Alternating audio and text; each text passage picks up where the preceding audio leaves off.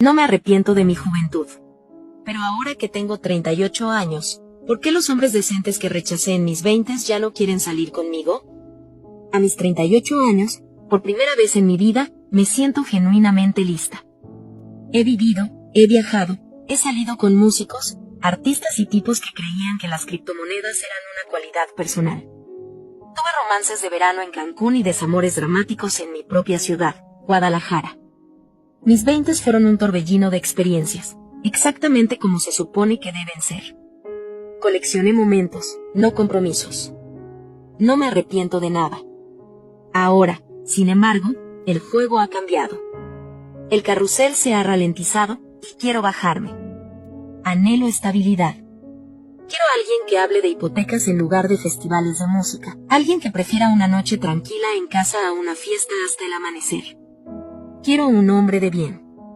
El problema es que, aparentemente, la oferta de hombres solteros, cuerdos y de más de 30 años es alarmantemente escasa.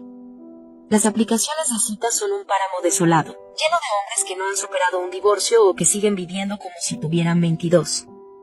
Fue durante una noche de frustración, deslizando mi dedo una y otra vez hacia la izquierda, que tuve una revelación.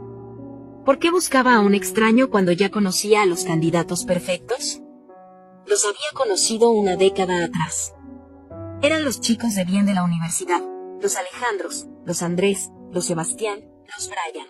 Los chicos que me adoraban, que me llevaban sopa cuando estaba enferma, que recordaban mi orden de café y que habrían movido cielo y tierra por mí. En aquel entonces, por supuesto, eran invisibles para mí en un plano romántico. Eran dulces, sí. Confiables, por supuesto. Pero eran seguros, aburridos, eran el tipo de chico con el que te casas, no con el que vives tu juventud. Rechazarlos fue un acto de autopreservación, una forma de proteger mi libertad y mi derecho a la aventura. Siempre asumí, en algún rincón de mi mente, que estarían ahí como una póliza de seguro emocional. Creía que, cuando terminara de divertirme, podría volver, chasquear los dedos y uno de ellos estaría esperando, agradecido de que finalmente lo hubiera elegido. El plan era sencillo, reabrir esas puertas. Empezar con el más prometedor. Alejandro había sido el más amable, el más enamorado. Recordaba la expresión de cachorro herido en su rostro la última vez que le dije que no podía ir con él a la boda de su primo porque había surgido algo de último momento. La verdad era que había surgido algo con Carlos, el bajista de una banda que olvidé a la semana siguiente. Pero Alejandro no necesitaba saber eso. Era el momento de ver cómo le había ido al muchacho. Estaba segura de que se sentiría encantado de saber de mí. Después de todo, yo era la chica que nunca pudo tener. Encontrar a Alejandro en redes sociales fue cuestión de segundos. Su perfil era público, un escaparate de la vida estable y predecible que yo había rechazado tan arrogantemente. Fotos de excursiones, un adorable golden retriever llamado Miel y varias publicaciones sobre su exitosa carrera como arquitecto. Tenía su propio estudio. Bien por él. No había ni rastro de una pareja en sus fotos recientes, lo que confirmé con un rápido, pero exhaustivo análisis de sus publicaciones de los últimos 2 años. El camino estaba despejado. Le envié un mensaje. Lo redacté con cuidado para que sonara casual, como si acabara de recordarlo por arte de magia. Hola, Alejandro. No sé por qué, pero tu nombre se me vino a la mente hoy. Espero que la vida te esté tratando increíblemente bien. Presioné enviar y sentí una oleada de poder. Estaba moviendo las piezas en un tablero de ajedrez que yo misma había creado. La respuesta tardó unas horas en llegar, lo que me irritó un poco. El Alejandro que yo recordaba habría respondido en 30 segundos. Su mensaje fue educado, pero extrañamente formal. Hola, qué sorpresa. Todo bien por aquí, gracias.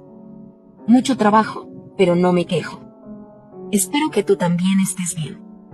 No había emoticonos, ni preguntas entusiastas sobre mi vida. Era el tipo de mensaje que le enviarías a un antiguo compañero de trabajo. Mi primera reacción fue de desconcierto. ¿Dónde estaba la emoción, el alivio de que la chica de sus sueños finalmente hubiera vuelto? Pero rápidamente lo reorganicé en mi cabeza. Claro, estaba siendo cauteloso. Yo lo había herido en el pasado. Era lógico que se protegiera, que no quisiera parecer demasiado ansioso. Era un desafío, y eso casi lo hacía más interesante.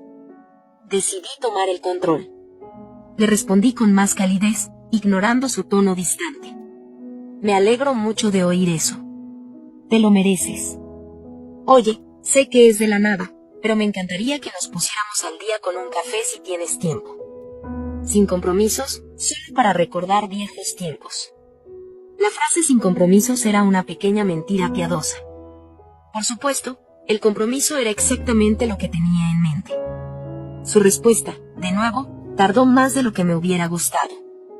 Dijo que su semana estaba bastante ocupada, pero que podría tener un hueco el viernes por la tarde. Que le avisara si eso me venía bien.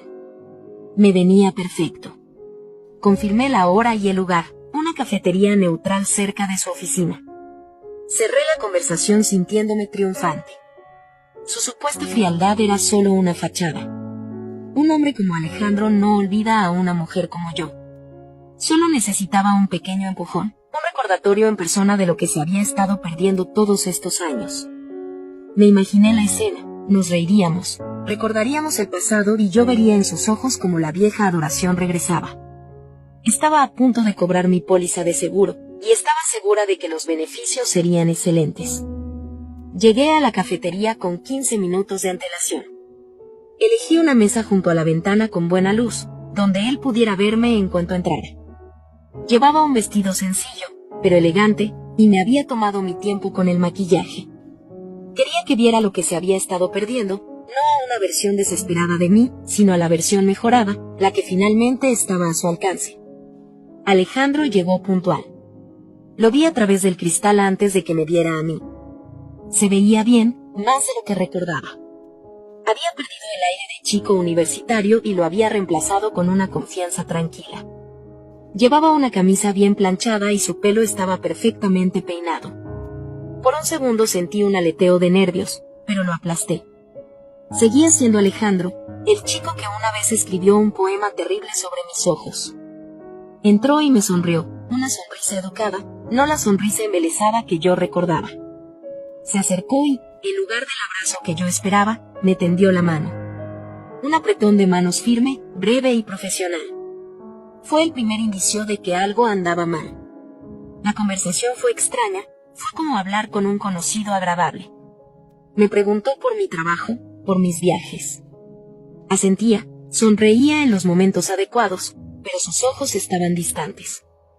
No había chispa. Intenté traer a colación nuestros recuerdos compartidos, nuestras bromas internas de la universidad. Él se reía cortésmente y decía, sí, parece que fue hace toda una vida. Parecía que fue hace toda una vida. La frase era como un muro de cristal entre nosotros. Yo estaba de un lado intentando reavivar algo y él estaba del otro, observándome con una curiosidad amable, pero desapegada. Habló de su trabajo con pasión, de los edificios que diseñaba, de la satisfacción de crear algo duradero. Habló de su perro Miel, con un afecto genuino que nunca le vi expresar por nada que no fuera yo. Parecía contento, centrado, completo. No parecía un hombre al que le faltara algo o alguien. Después de 20 minutos de charla superficial, decidí que era suficiente. Tenía que tomar las riendas. Apoyé los codos en la mesa, me incliné un poco hacia adelante y le puse mi sonrisa más cálida. Le dije, ¿sabes, Alejandro? Es muy bueno verte. He estado pensando mucho últimamente sobre lo que es importante. A veces te pasas años persiguiendo fuegos artificiales solo para darte cuenta de que lo que realmente quieres es una fogata cálida y constante. Era una metáfora perfecta, clara, directa, poética. Le estaba abriendo la puerta de par en par. Le estaba diciendo, yo era los fuegos artificiales. Ahora quiero ser tu fogata. Él me miró y su sonrisa educada se desvaneció, reemplazada por una expresión más seria. Asintió lentamente.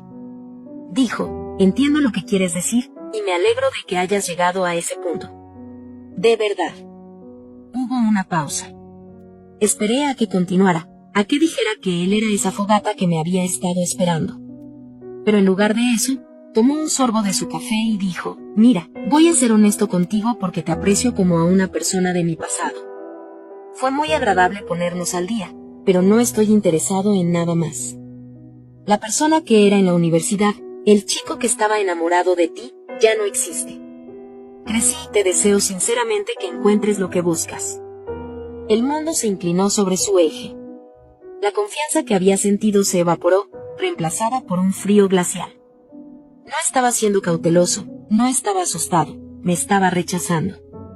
A mí, a la persona que un día habría caminado sobre carbones ardiendo por mí, ahora me decía con la calma de un extraño que no estaba interesado.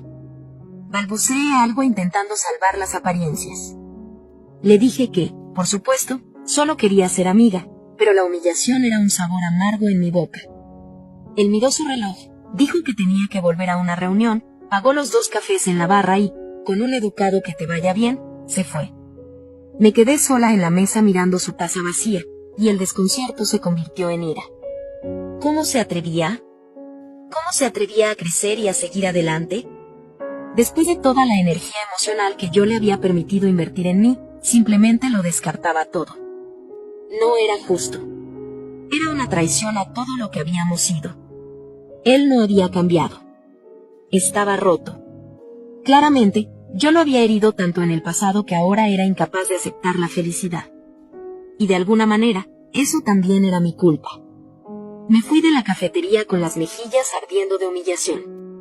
Pero a medida que caminaba, la humillación se transformó en una ira fría y lógica. ¿Quién se creía que era Alejandro?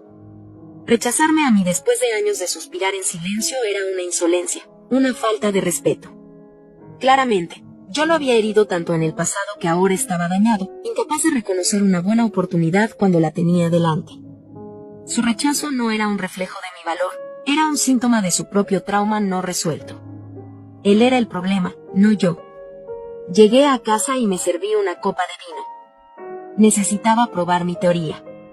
Alejandro era un caso aislado, un hombre resentido que prefería aferrarse a su dolor antes que perdonar y ser feliz. Pero no todos podían ser así. Había otros en mi lista. El siguiente era Javier. Javier había sido el más intelectual del grupo, siempre con un libro en la mano, siempre dispuesto a debatir sobre filosofía a las 3 de la mañana. Me había dicho una vez, medio en broma, que yo era su musa caótica. Era un romántico empedernido. Seguramente él no se habría vuelto tan cínico y aburrido. Busqué a Javier.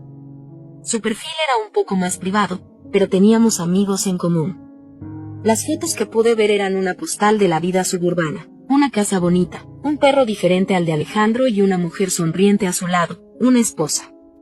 Y en una foto de hace unos 6 meses, un bebé. Mi primer instinto fue cerrar la página. Pero luego pensé, ¿y qué? Un matrimonio no significa que sea feliz. Tal vez se había conformado.